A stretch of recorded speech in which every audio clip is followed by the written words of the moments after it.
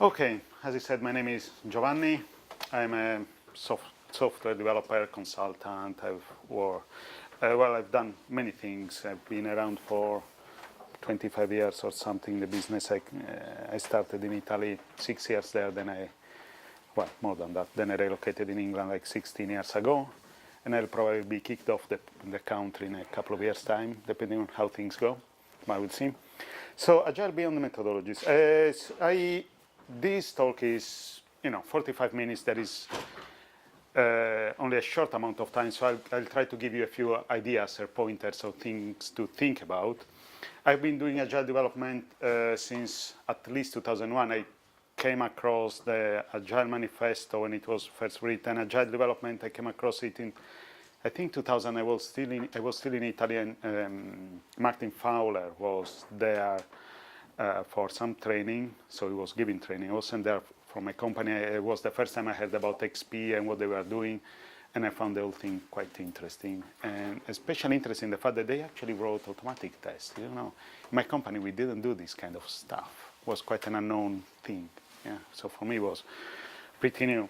Since then I've done lots of stuff, and I also until recently, where I joined Zulka at the end of October last year, I was a freelance as well, consulting for projects of many sizes, and recently to help them to get to grips with what they were doing.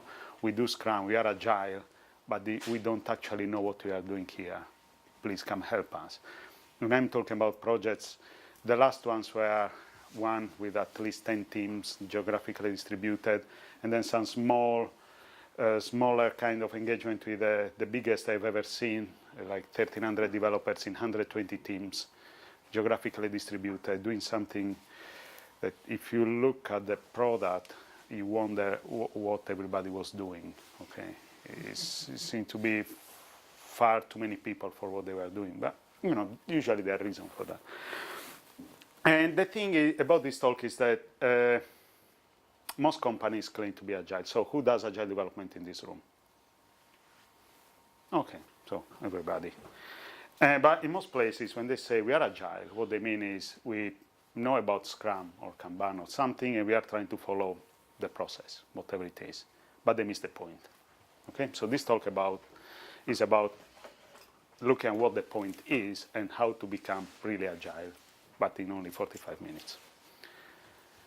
So in one slide will be, what's the point of Agile? The two main sides, broadly speaking, two sides. There is a people side and a technical side. The technical side is when people say we are doing Agile, or this kind of stuff. We do TDD, we do continuous integration, which incidentally the tests are always broken, but it doesn't really matter. But there is also the people aspect. That is more about it's called what? The soft stuff, but it's not that soft, and is actually very important. Okay, and the split is a bit for convenience, because actually there is an overlap. Okay, whatever practice you do, you cannot say that it's purely technical or purely people. If you do pair programming, it's a technical practice, but there are two people doing stuff, so there are consequences here, because managers say, why do you use two people to do something that one person should do? This kind of thing. So there are interactions between the two things. And then we'll talk about the role of methodologies, what actually you should try to achieve with the methodology, and try to give you a few ideas on putting all together, to start to do something or to improve your current situation. So what's the point of Agile? So if we start from the Agile manifesto, say individuals and interactions over processes and tools, working software and customer collaboration, responding to changeover, following a plan. Obviously here, there are many things. So there is the aspect of delivering value to the customers. There is the fact there is the human aspect as well, because there is individuals and interactions. This is about communication, about people trying to achieve something together. It's not simply follow the process.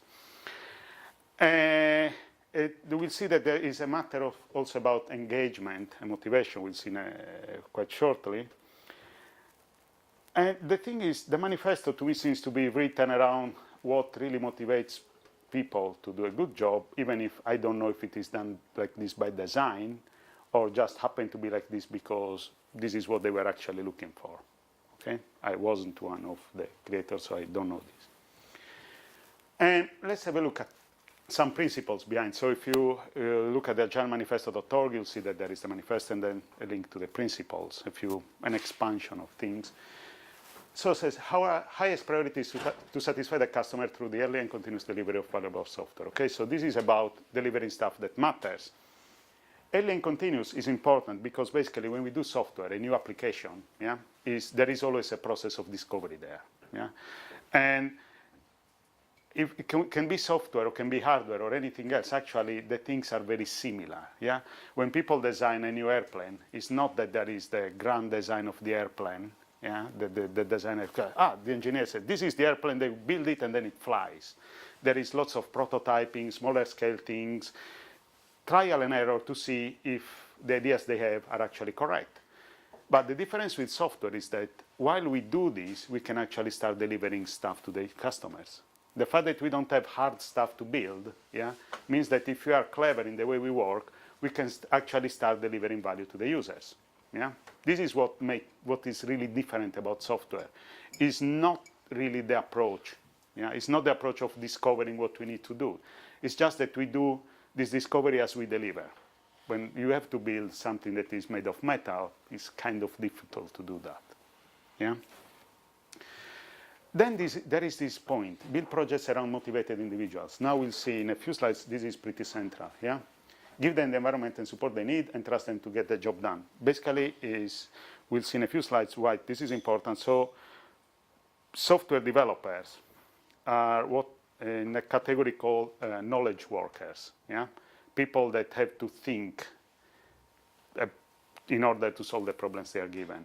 And knowledge workers, to do a good job, actually need to be willing to do the job in the first place. Yeah? Sometimes we are not, and when we are not really willing, when, on a bad day, we are actually much less productive. Okay? And then there is this other one that obviously many people forget to read, that is continuous attention to technical excellence and good design and enhance agility, which basically means actually strive to do the best you can, good design, things that work, clean, you will actually be more agile, you will be actually faster. Now, I don't have a slide here. I forgot to put it here, and then from the train didn't have connectivity, but basically a slide from Steve McConnell. Who knows Steve McConnell here? Last one. Look up for him because it's quite a big name, software. Where basically shows that if there is a diagram of time to delivery and number of defects. Yeah? Actually, if you have very few defects, you'll deliver much faster. Yeah? When you have many defects, you are much, much slow. Most companies are actually slow because their software is defective. We don't have time for tests, we need to deliver, so cut down on tests. This kind of stuff is actually the road to hell.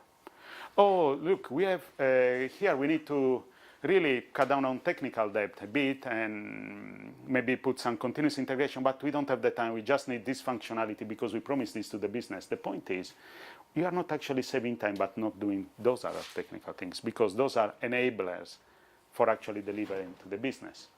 Yeah? Sometimes there are these false dichotomies that are due to intuitive way of looking at stuff. Okay? And then let's have a look at the people side. So the people side is something that has been known for quite a long time. So I put some information here. So it's interesting. Software Engineering Economics is a book from Barry Baum that is from 1982, where one thing that he wrote was that basically intrinsic motivation was the most important factor for productivity and quality. This book, Teamwork, is a bit more recent than that, but some studies made by those guys, not only in software, but in general teamwork, where basically they show that there are some things you need to ensure for a team to work well, and all of them are actually related to motivation. Yeah? Clear goals that are also elevating means, a clear goal that actually makes sense to us. We make a difference. Yeah? Autonomy, some trust. So if I work with some people, I need to be able to trust them. Trust them doesn't mean trust on a personal level, like trust them with my life, but trust them on a professional level. Yeah, I know that even if I may disagree with them, they are actually good at what they do. Yeah, and so I know that they will do a good job. Yeah, these kind of things. This from Frederick Hesberg is an article from the Harvard Business Review. He did lots of work about motivation in the 60s, and the article is actually from 2003, where basically he says he classifies motivators and demotivators. Yeah?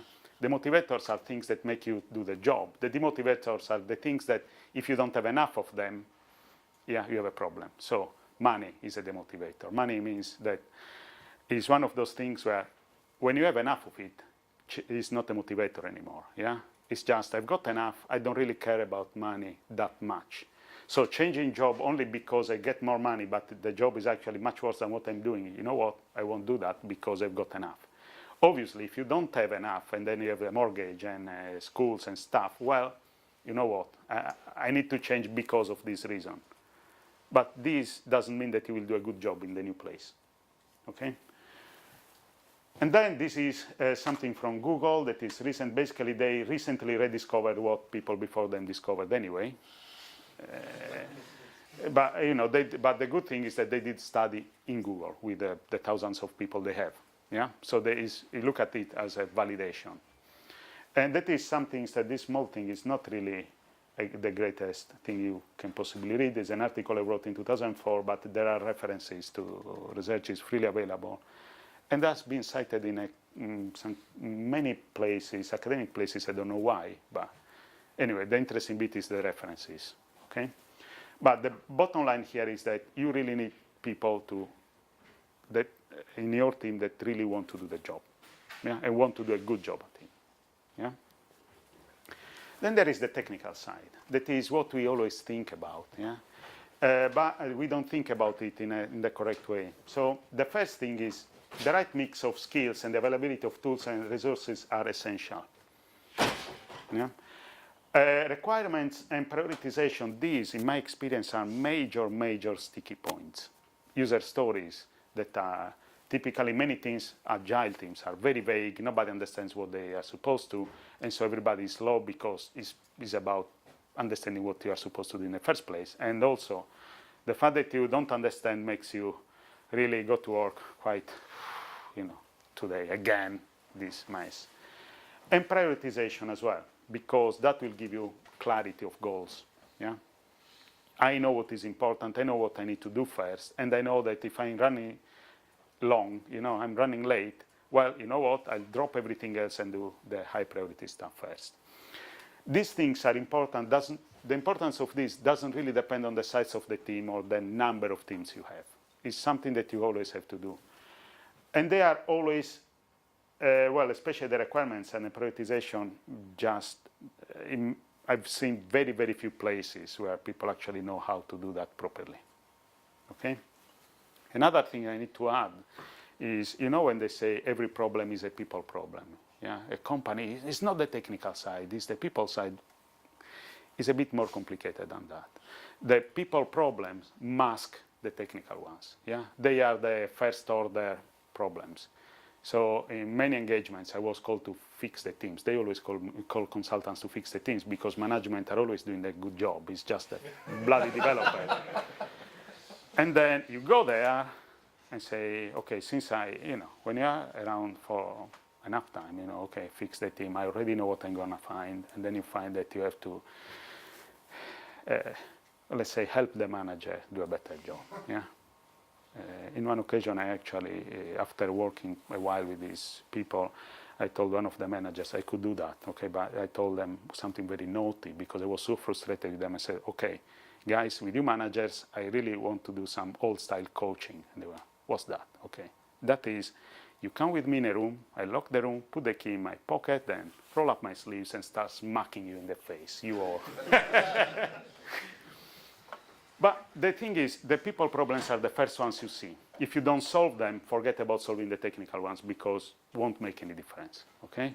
So you need to solve the people problem in terms of communication. Sometimes when you have more than one team, you have situations where this team cannot talk with the other team because they affect each other's capacity or crap like this. Yeah, you need to open up communication channels. There are several things. Once you fix that, then you discover the technical issues, like teams that somehow are composed by masochist people and just shoot themselves in the foot with the processes they put in place to avoid having a broken build. I've seen, it's really weird stuff, okay? But at that point, you solve the communication, you have to address the technical, okay? So don't think that if you solve just the people side, you will be fine. Never. It never happened to me. Then let's have a look at the role of methodologies, because this is quite an interesting thing, and this is where we make the biggest mess all the time. So first of all, what is a methodology? Okay, methodology is not Scrum, Kanban, or if you are large scale, safe, less, or this stuff, okay? Those are actually methodology frameworks because they leave some gaps, yeah? A methodology, I like this definition by Alistair Coburn that you can find in that book, is your methodology is everything you regularly do to get your software out, okay? Which means includes who you hire, what you hire them for, how they work together, what they produce, and how they share, yeah? It is the combined job descriptions, procedures, and conventions of everyone in your team. It's the product of your particular ecosystem. It's therefore a unique construction of your organization. Basically means everything you do, is you have things like if you are doing Scrum or an implementation of Scrum, maybe you have the daily stand-up, you have the sprint retrospective, you have some, maybe in modern Scrum you use user stories, you have roles like the product owner and team members, stuff like this. But you know also that in companies you don't solve everything by following these processes. Sometimes you pick up the phone and call your mate in the other team. Yeah, I worked a lot with the large organizations of banks. Banks are particularly prone to process excess. And you are a developer doing stuff, and in order to touch your database, you have to call the database team that is somewhere else in the country, following a procedure, maybe a web form or something to get your table in the schema. Yeah. How you solve these problems generally is, well, the first few times you try to follow the procedure, then you discover who are the people in that team that you can contact, and you use a chat or pick up the phone, and then you discover that you don't need to follow the procedure. You just call your friend that in 5 minutes solves the problem, and sometimes even tells you, look, I'll fill the form for you.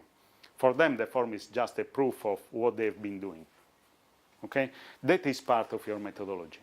When somebody joins your team, if you need to solve this kind of problem, say, you know what, you need to do something in database, just call this guy.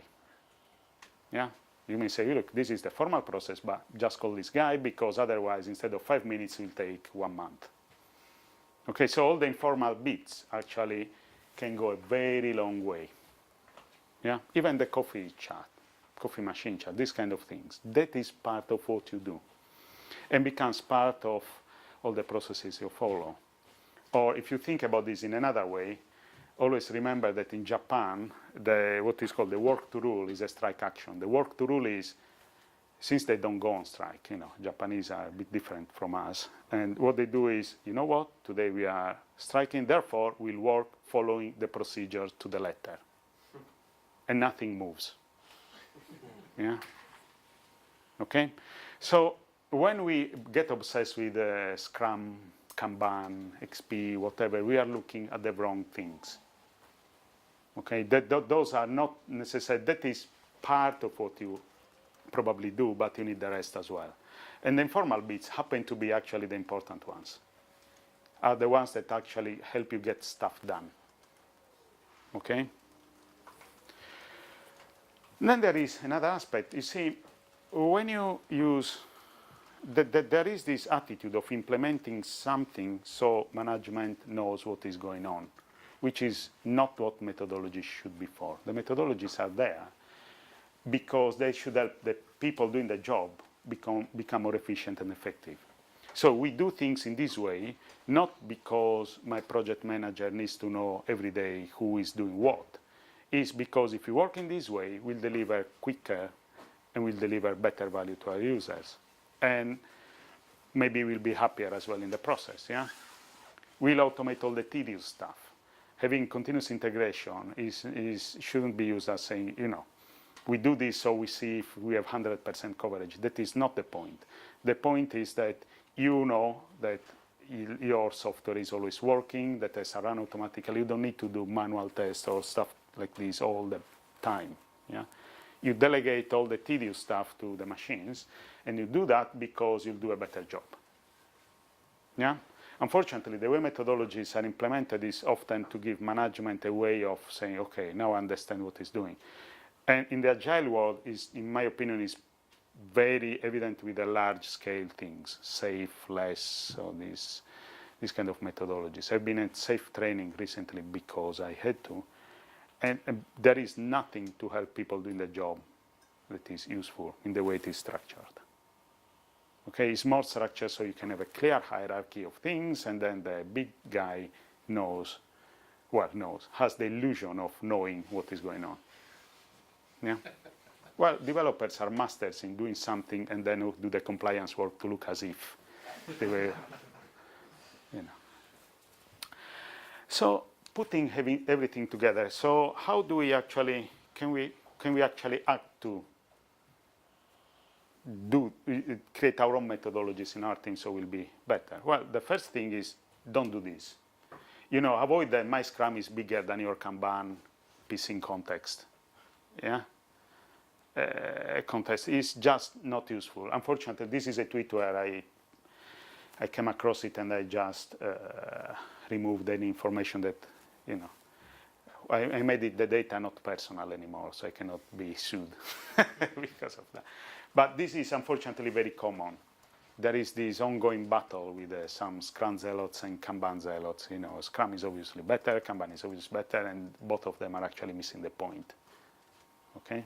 So definitely don't go this route. Yeah? Whatever you choose to do has to have another, you know, the purpose should be to make your life better and more productive at work. There is one basic fact to consider that I bet you are not thinking about at the moment. Anybody wants to guess what this is? I'm sure you won't get it, but so it's something that I actually caused some stir at a conference some time ago. So the thing is, when you think about the methodology, you should think about what you are actually trying to achieve there. Yeah.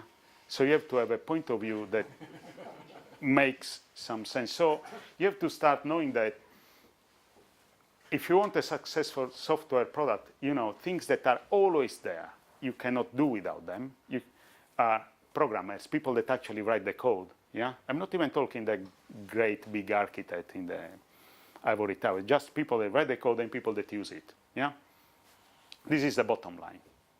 You cannot do without that. If you don't have the users, the code is, well, okay, you have great fun doing that, but it's not really successful, is it? If you don't have the people that write the code, you don't have it anyway, which happens in many big organizations. You know, they write piles of documents about what people should be doing, and then maybe they can the project. Why I say that? Because this means that when you come up with a methodology, everybody else is optional. Doesn't mean that they are useless. It means that everybody else should be there to actually help the programmers doing a good job, do a good job, yeah? Or in other terms, project managers are not there to whip the programmers saying, do this, do that. Are there not to manage the people, are there to actually support these guys. Yeah, maybe they manage the budget, maybe there is some paperwork to get some machines and tools and stuff like this. They do that. Okay, they shouldn't manage people. Testers, pretty much the same. They help in, you know, testing the application if it is big enough. Consultants, like I am a consultant, very often we are particularly useless, but we make money in the process anyway. But they said that we shouldn't be there in the first place, but because when consultants are there to help for these things, it means that the company doesn't have a grip on what they are doing. Okay? But if you start with this baseline, then you can think about, okay, how should I organize my processes and the way of working so that these guys can do a good job and our users can actually enjoy it and get some great value. Okay, so it's not about being controversial, it's about understanding what matters, yeah, and what everybody's role is. Yeah. Then there is the thing that the right methodology depends on the context of the company and the project. one size does not fit all. So every time you hear somebody saying, you can use Scrum for anything, you can use Kanban for anything, blah, blah, blah, it's because they want to sell you something. Okay? And there is also the problem that, for example, even if you want to use XP, that is the basis of all the technical practices we use today, and you have a team of people that are not experienced enough, you cannot go there and say, we'll do all this stuff. You know, maybe 13, 14 different things and plus continuous deployment. It's just too much. You want to start somewhere, and you want to start somewhere that will give you some value, yeah, but it's not necessarily the full thing. Yeah, so for example, in the past I was working with a team, they didn't know much about Agile development, but we needed to deliver stuff, and so we created a bottom line of what we wanted to do. That was basically all the code that we check in configuration management is tested. Don't care if you use TDD or not, because not everybody does, but has to have tests. Incidentally, if the code is tested and you don't use TDD, you'll spend lots of time changing the design to make it testable, but there is this aspect. Then we worked in short iterations of 1 week, something so to keep the customer we had engaged. And we needed lots of feedback. And then there was something else I can't remember now, but it was 2-3 things. Everything else was just optional, yeah? But it was a baseline that was sufficient so everybody knew exactly what to do. And for our context there was just going to work. That particular product was at least 3 years in production with no bugs seen by the customer at all. Yeah, it's not that there were no bugs, they were just discovered by us before they could even notice them. Okay, and this very basic stuff is just do what matters. Then there was also the aspect of not simply the process, but also the aspect of why should I be working this way? You know, what is in it for me? So this is about the motivation bit. So why should the other people in the team do that? Well, you know, everybody had a stake in the design of the system. So it was not about the lead decides and everybody else implements. No, let's discuss how we want to proceed here. Sometimes heated discussions, but that's fine. And then come to an agreement on what we want to do. In that particular occasions, years ago, I was also, since I was the team lead, the only thing I said, okay, I got the golden share, which means if we cannot agree on anything, I'll decide. Never had to use it. And more recently, I had the same with another team, yeah? But it's basically people have to have something so they really want to work on the project. Okay, and this is extremely important again. What is in it for me is generally not money at all. There are lots of things. For example, the company I work for now, Zulke, we have one of the employees of Zulke is Steve Freeman. If you do TDD mock objects, you either know him or you should know him. He wrote what was the book, The Growing Object-Oriented Software Guided by Tests. It's probably the best book about TDD. He's very well known in the community, and therefore many people actually apply to our company because he's there. Yeah, with a chance to work along this guy, you know, that is a motivator.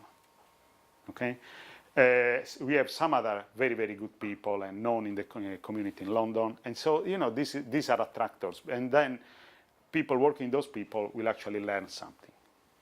Yeah, or something I did in the first project when I joined after October. I was said, well, we have a young team. This project, the customer is completely unhappy. There were several issues.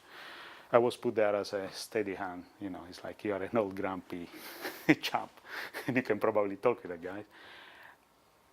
And what I did there, and at the end we delivered, and the customer was actually quite happy, was no magic at all. Was, okay, the guys, the team were very young, inexperienced in terms of they had technical skills. They knew their tools.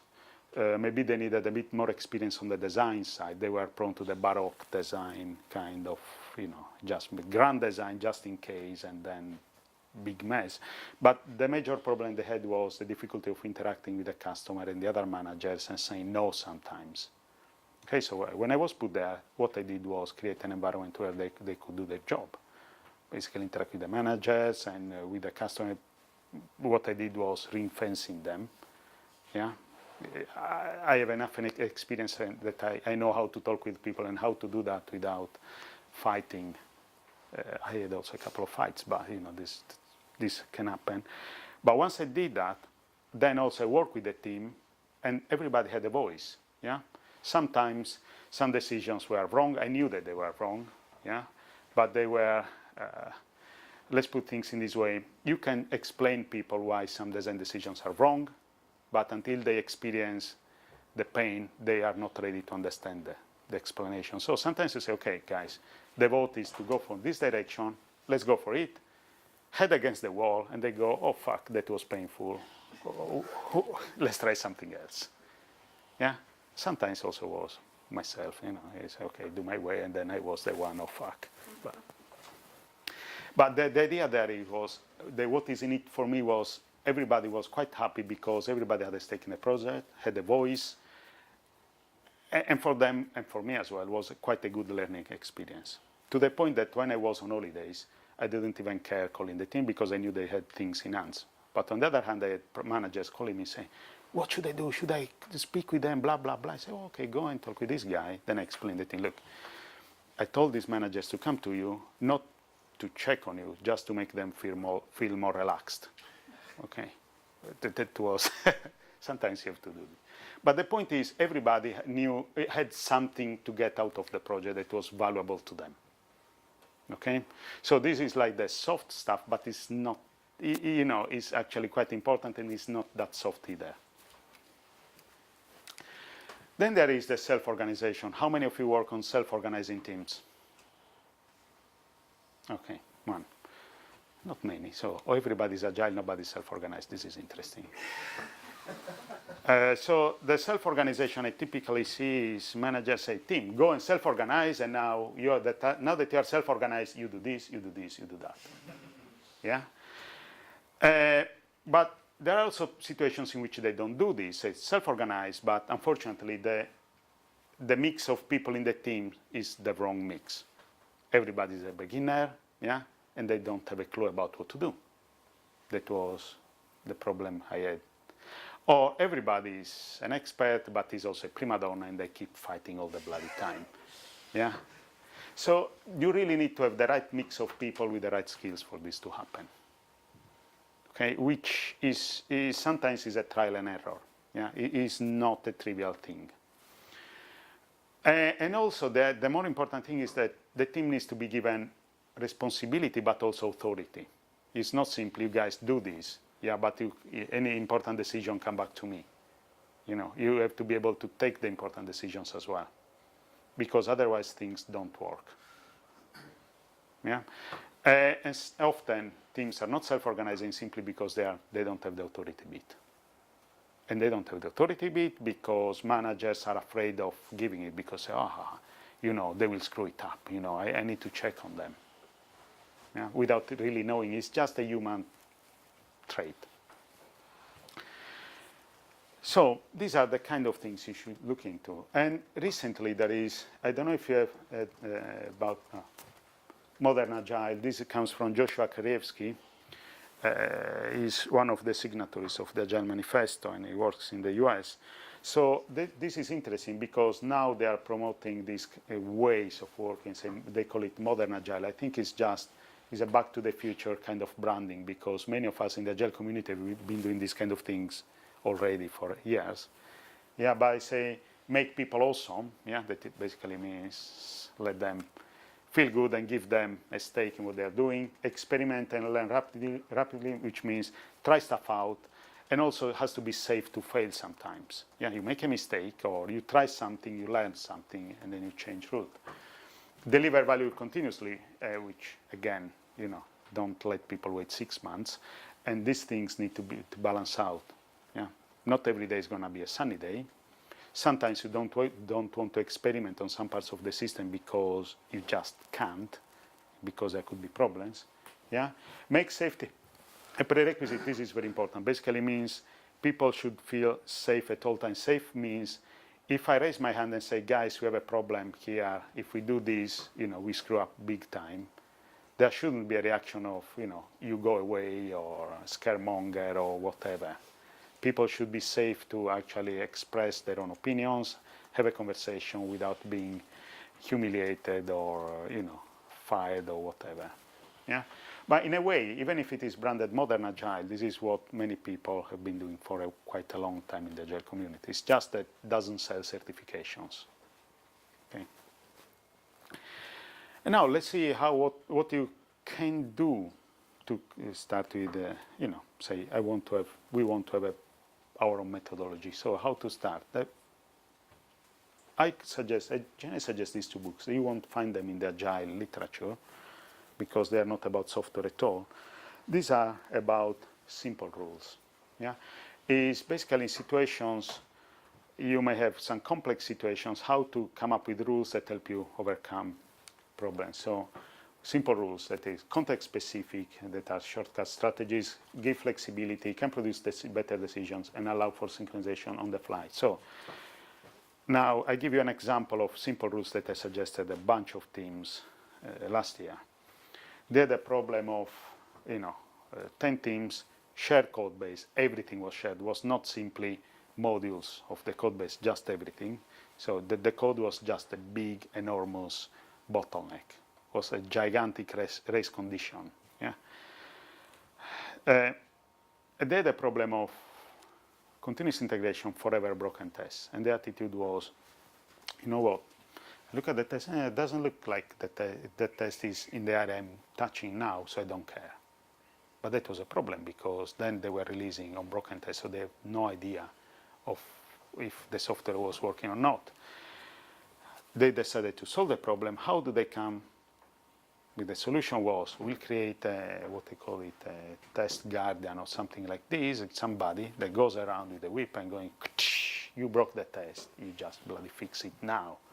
Then I asked the question, what happens if the test guardian is on holidays? I was, back to the drawing board, guys. We have no idea.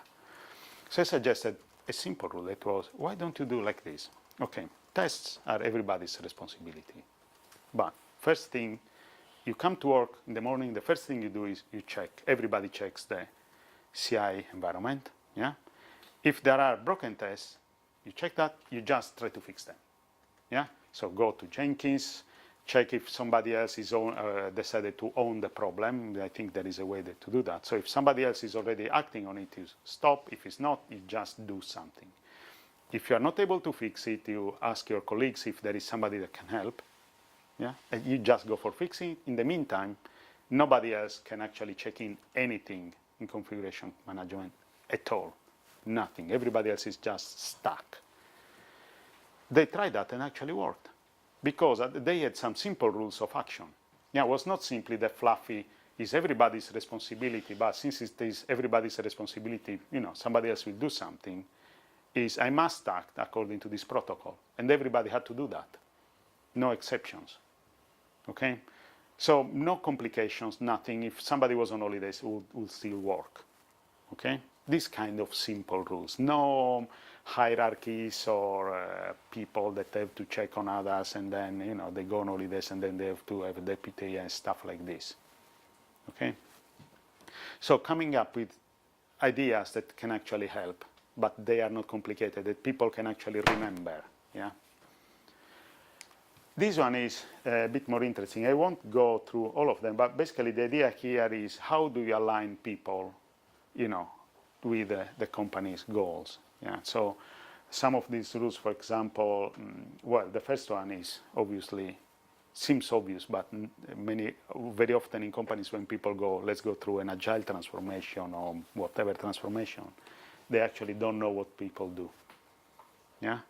And this is very common with software development teams. Managers always have a view that doesn't really match reality, because depending on the situation in the company, the developers will tell them something, but the something is what the managers want to hear. It's not what they're actually doing. Yeah.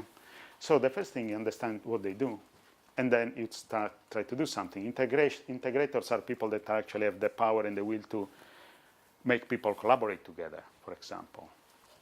Increase total quantity of power. This was something suggested to a customer some time ago, which was basically is give some people power so others will help them. So to give you a practical example, a situation where a product owner wanted to push the team to do stuff, deliver, but then if the things delivered were low quality, the team was at fault, but not the product owner. So total increase the power. How? Well, you know what? The product owner is actually responsible for quality as well. So if there are bugs, it's not only the team, it's also this guy. So the team there could say, look, we are not going to do this because, if this happens, we have this problem and you have a problem as well.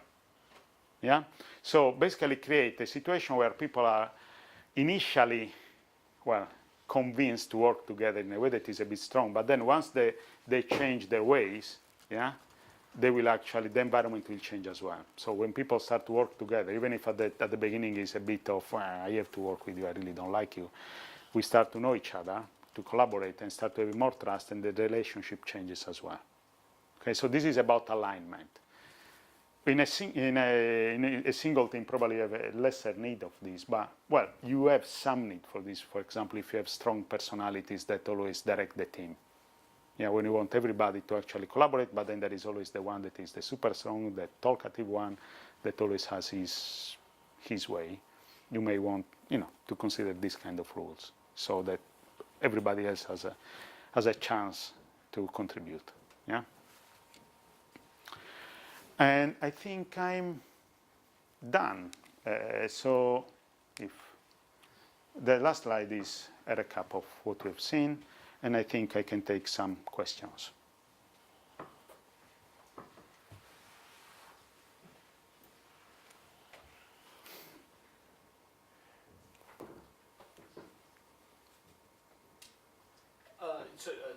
Sorry for questions. Yeah. So you talked about Agile books. Would you recommend any other reading?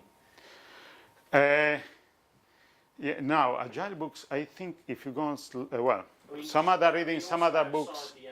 Outside the Agile, I would suggest try to find also articles in the Harvard Business Review and things, because it's about Agile management, but you'll find lots of stuff that is in the Agile literature, and people wrote books about, that has been there forever. Okay. So if you look at the paper, my paper there, if you Google for it, then you'll find the references to some other stuff as well that is not Agile as such. But in general, if you look for anything that is about knowledge workers or managing knowledge workers, you'll find lots of literature about that. Okay. In the Agile community, I think we have several books. People, in many ways, they rediscover the hot water.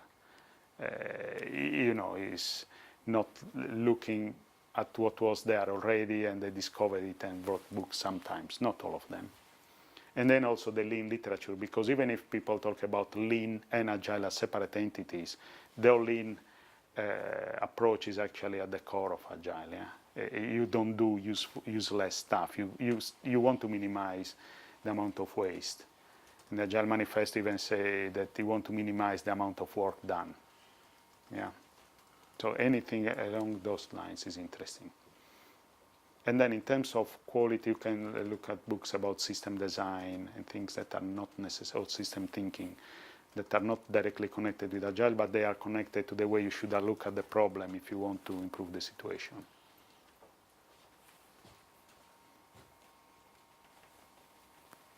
Do you have any advice for transitioning a company from a waterfall sort of based thing to Agile methodology? I think the very first thing you need to do there is understand actually if you can do that, because the transitioning thing, the problem is the mindset of people. So often when companies transition, they come up with, you are not a project manager anymore, you are an Agile manager. You are not a program manager, you are an Agile program manager. Everything stays the same. Yeah. And then I've seen things like, we do Scrum, but we do, 4 weeks sprint, in which the first 2 weeks is development, the last 2 weeks is testing. I say, clever. Let's go. And say, what do you do if you find a bug in testing? We look at the bug and decide, is this really a good, is really a bad one or not? If it's not really bad, we declare the story done, and we put the bug in the bug backlog. Otherwise, we rework, okay, but then at the end of the sprint that you have a problem, so the story gets carried over. And by the way, what you end up is a bug factory. yeah, because you keep putting that in the pile, and then there are bugs that come from the customer as well. So it's about the mindset. That's the most important thing. Yeah. If you have people that want really to give it a go, probably you need to start with a small pilot first. Just don't go full on the whole company, because there's a lot to do, a lot to change. Maybe with a team, some managers there, a small pilot, maybe hire some good consultants that can actually help you out, because sometimes can be difficult to see from inside the company where the real problems are. Yeah. And the technical people need to actually stop the urge to design everything before implementing it, because that won't really make you very agile if you do that. Any more questions? To expand a bit, and what the gentleman asked and what I asked originally was, could you get back to the start of your presentation? I think it was the second or third slide in. You were talking about what was one of the most important aspects of principle of Agile was to provide an environment for your engineers to work within their own constraints and boundaries, and then build on that. Yeah. Which I think is the most important aspect of Agile. So when you talk about it as a consultant, but it also there is an aspect as well. When you try to transform and to change an environment, there will be some constraints that you cannot change. So actually knowing where these constraints are is important. Yeah, it's not every company is going to be Netflix or Google or Facebook, so you really need to know that, and you really need to know how much you can push. But it's again trial and error there. Definitely. The most difficult bit, I think, is really the mindset. The fact that you really need to trust people to do their jobs. That is always the most difficult bit for everybody. When I work with a team, I'm one of those guys that sometimes if other people have to design an important part of the system, sometimes I'm one of those guys that I think, I know what the good design of that is. Somebody else does it. Maybe I don't like it in full because I think there are some flaws, but if it does the job, you have to resist the urge to go there and second guess or try to fix, and these kind of things are the things you really need to battle against very often at all levels. What about alongside that, where you have people that don't have that intrinsic motivation to do the thing well? It kind of goes the thing is, people that don't now, my experience, I've come across people that were actually, I was told by people in the company, those guys are bad, they come to work like this, they don't really like doing stuff. Usually there is a reason for that. So it's not they don't have the intrinsic motivation. It could be that the environment in which they are is not the right environment for them. I've seen people that actually have been bullied in the company, even if what they did was actually quite good, even excellent. It's just that their character seemed to be, they were not maybe loud enough or showy enough, and people started to behave badly with them. So I haven't seen a single person yet that you can say, well, you know what, no matter what you do, this guy will always be a dead weight. Generally, there are reasons for that. So what you need to understand there is what the reasons are first. Then, of course, you may come across somebody that is just lazy, but they are actually the minority. They are really the minority. And signs you can see, if they are really interested in what you propose, you'll see some signs there. That is, for example, they come to the meetings to talk about these things, or they start asking questions, or they show up in the office with books about Agile or about some other thing. So you have to look for these kind of things to see if they are coming on board as well. What do you do if you come across a team and you find a couple of team members that don't trust each other? What's a simple? Well, there you need to understand the why, because there could be a million reasons. Yeah, there might be a history between the two that for some reason, or there might be some. Well, sometimes there are Primadonnas that just don't trust anybody but themselves. So if you happen to have one of those guys, the Primadonnas are generally not good for a team. Yeah. egos and stuff. So it is very context dependent. You really need to understand why the reason behind that, and because otherwise it's impossible to take action. But if there is no real reason, is more egos, then you need to check if there is a way of mitigating that, or you just need to separate the people. Yeah. Different teams. On different teams, or maybe let someone go. The very dangerous ones are the ones that are big ego and they don't want anybody to touch their code. You definitely don't want that, because then you become totally dependent on those people and you have a big problem.